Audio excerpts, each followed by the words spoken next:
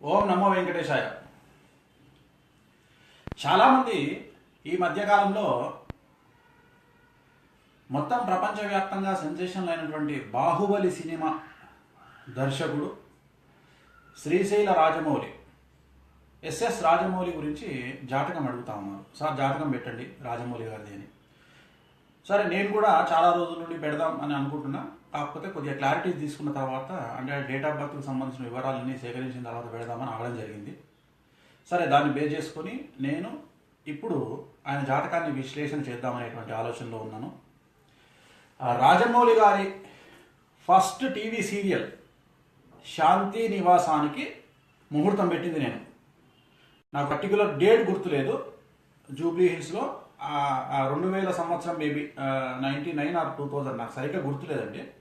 శాంతి నివాసానికి ముహూర్తం పెట్టింది నేను, ఆయన టీవీ సీరియల్ డైరెక్టర్గా పనిచేస్తున్నప్పుడు. దాని తర్వాత సరే, స్టూడెంట్ నెంబర్ 1 అనే సినిమాతో ఇంకా ఆయన అరంగేట్రం, చలనచిత్ర అరంగేట్రం జరిగింది. ఇంకా అక్కడి నుండి ఆయన సినిమాల గురించి నేను చెప్పాల్సిన పని లేదు. రాజమౌళి గారి జాతకరీత్యా ఆయన నక్షత్రం వచ్చి పూర్వభాద్ర నక్షత్రం, 3వ పాదం, కుంభరాశి.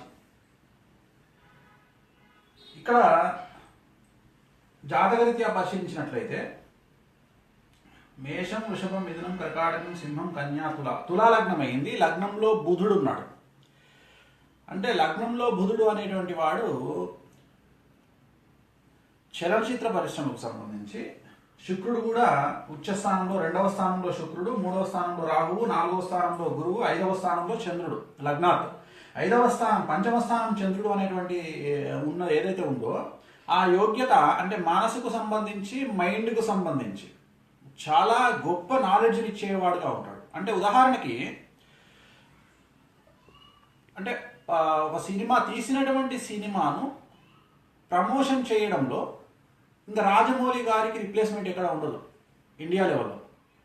అంటే తీసినటువంటి సినిమా అంత ఎక్కువగా ప్రమోట్ చేసుకుంటారు.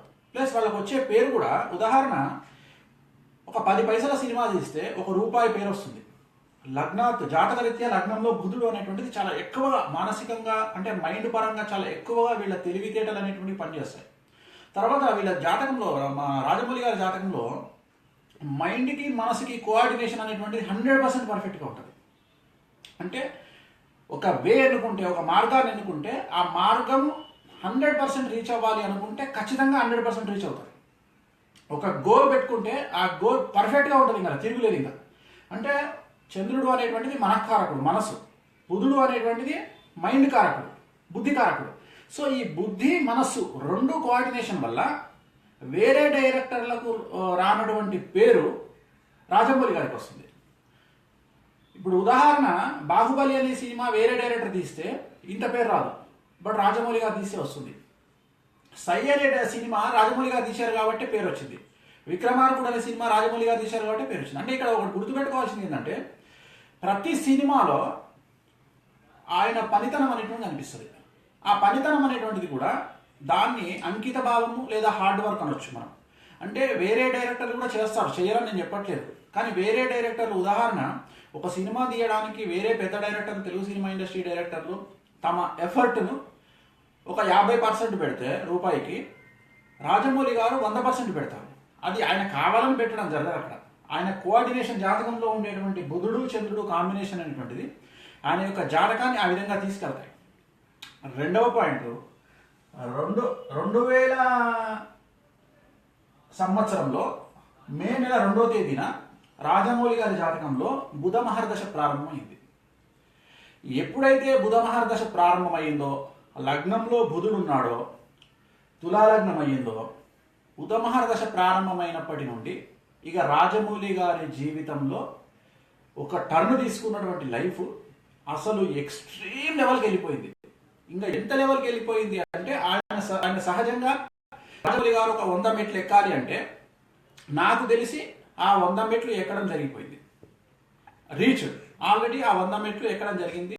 పురస్కారం కూడా, పద్మ పురస్కారం కూడా రావడం జరిగింది. ఆ లెవెల్కి రీచ్ అవ్వడం జరిగింది. మీరు సింపుల్ లాజిక్, ఎంతో మంది క్వశ్చన్ చేశారు పద్మ వచ్చినప్పుడు, ఎందుకంటే విశ్వనాథ్ గారు లేరా, రాఘవేంద్రరావు గారు లేరా, ఎంతమంది డైరెక్టర్ లేరు, ఈయనకు వచ్చింది అంటే అదే చెప్తున్నా నేను. జాతకంలో ఉండేటువంటి బలాల కారణంగా పద్మ పురస్కారం అంత తొందరగా రావడం జరిగింది. ఆ పురస్కారం కోసం ఎన్నో సంవత్సరాలు జీవితం వెయిట్ చేసిన వాళ్ళు కూడా ఉన్నారు. బట్ రాజమౌళి గారికి చాలా త్వరగా వచ్చింది. సో రాజమౌళి గారి జీవితంలో 2 భాగాలు ఉంటాయి. ఇది అండర్లైన్ చేసుకోండి. 2017 సంవత్సరానికి పూర్వం, 2024 సంవత్సరానికి తదనంతరం. ఏమండి మరి మధ్యలో 7 సంవత్సరాలు ఏమైంది అంటే రాజమౌళి గారి జాతకంలో టెస్టింగ్ పీరియడ్. ఎందుకు? రాజమౌళి గారిది కుంభరాశి. 2019 జూన్ నుండి ఏలినాటి శని ప్రారంభమవుతా ఉంది, 2వసారి ఏలినాటి శని. ఇంకొక విషయం ఏంటంటే రాబోయే మే 2వ తేదీ అంటే 2017 అంటే ఈ సంవత్సరం మే నెల 2వ తేదీ నుండి కేతు మహర్దశ ప్రారంభమవుతా ఉంది. సో రాజమౌళి గారి జాతకం ఏదైతే హైట్స్కి వెళ్ళిందో అక్కడి నుండి పడిపోతా ఉంది. టోటల్గా గ్రాఫ్ అనేటువంటిది బాహుబలి సినిమా తర్వాత పడిపోతుంది. నేను బాహుబలి సినిమా గురించి ఒక మాట మాట్లాడను, అస్సలు మాట్లాడను. ఎందుకంటే దాంట్లో ఎలాంటి సినిమా, అది హిట్టా ఫట్టా, వాటి గురించి నేను డిస్కషన్ చేయను. కారణం ఏంటంటే ఒక సినిమా మీద ఉండేటువంటి అభిమానం అవ్వచ్చు, ఇంకొకటి అవ్వచ్చు, నేను ఆ సినిమా గురించి మాట్లాడదలుచుకోలే. నేను దర్శకుడి గురించి మాత్రమే మాట్లాడదలుచుకున్నా. రాజమౌళి గారి జాతకరీత్యా మనకు ఏప్రిల్ 28 బాహుబలి సినిమా 2 రిలీజ్ అవుతుంది. నేను ఎప్పుడో చెప్పాను 2017కు ముందు బాహుబలి 2 వచ్చేటువంటి అవకాశం లేదు అని. బాహుబలి సినిమా ఫస్ట్ ముహూర్తం పెట్టినప్పుడే చెప్పాను జాతకరీత్యా. సో ఇప్పుడు రాబోతుంది ఏంటి అంటే మే 2వ తేదీ నుండి కేతు మహాదశ ప్రారంభమవుతా ఉంది. రాజమౌళి గారి లైఫ్ ఇలా స్టార్ట్ అయింది.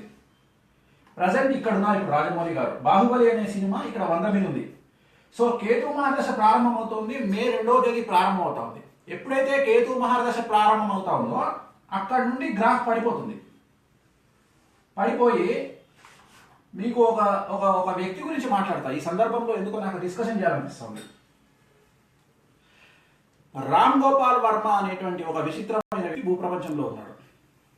ఆయన ఎంత పెద్ద డైరెక్టర్ అంటే అసలు తెలుగు సినిమా ఇండస్ట్రీకి మూల పురుషుడు ఎవరైనా ఉన్నారు అంటే రామ్ గోపాల్ వర్మ.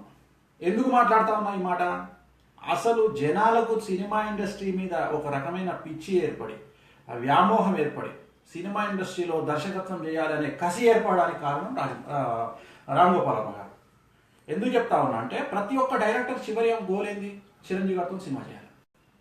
టాప్ పొజిషన్లో ఉన్నారు కాబట్టి ప్రతి ఒక్క మనిషికి కోరిక ఏంది? రామ్ గోపాల్ వర్మ గారి లాగా మనం డైరెక్షన్ చేయాలి. ఎందుకంటే తెలుగు సినిమాను భారతదేశం లెవెల్కి తీసుకెళ్లి హిందీ సినిమాలో సత్య లాంటి సినిమాలు చేసి, శివ లాంటి సినిమా ఒక ట్రెండ్ సెట్టర్, శివకు ముందు శివ తర్వాత అని తెలుగు సినిమా చరిత్రను విభజిస్తారు.